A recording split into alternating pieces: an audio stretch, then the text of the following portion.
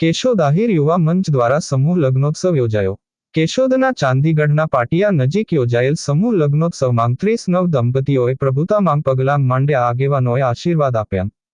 આહિર યુવા મંચ કેશોદ દ્વારા 11માં સમૂહ લગ્નોત્સવનું આયોજન કરવામાં આવ્યું હતું, જેમાં 39 દંપતીઓએ પ્રભુતામાં પગલાં માંડ્યા હતા। અગાઉ આહિર યુવા મંચ દ્વારા 10 સમૂહ લગ્નોત્સવનું સફળતાપૂર્વક સમૂહ લગ્ન સંપન્ન કર્યા છે। સમૂહ લગ્નમાં જોડાનાર દીકરીઓને કુંવરબાઈનું મામેરું તથા 7 ફેરા સહાયની રકમ સમૂહ લગ્ન સમિતિ દ્વારા જ કામગીરી પૂર્ણ કરવામાં આવે છે, તેમજ ઘર ઉપયોગી ચીજ વસ્તુઓ કરિયાવરમાં આપવામાં આવે છે।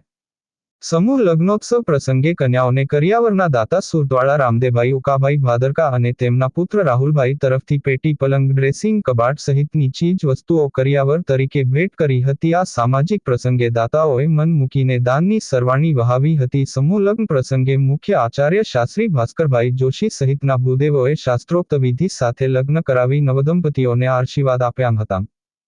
આજરોજ કેશોદ મુકામે આહિર યુવા મંચ દ્વારા 11મો સમૂહ લગ્નની વ્યવસ્થા કરી હતી। 30 જેટલા સમૂહ લગ્ન છે।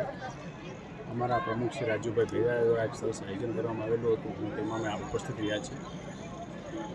આવા પ્રસંગોમાં સમાજ ભેગો થાય, સંગઠિત થાય અને જ્યારે વિચારની આપણે કરીએ એને કારણે આવનારી પેઢીમાં, આવનારા સંજોગોમાં, આવનારા વર્ષોમાં સમાજને ઘણા મોટા ફાયદા થઈ શકે। સમૂહ લગ્ન દ્વારા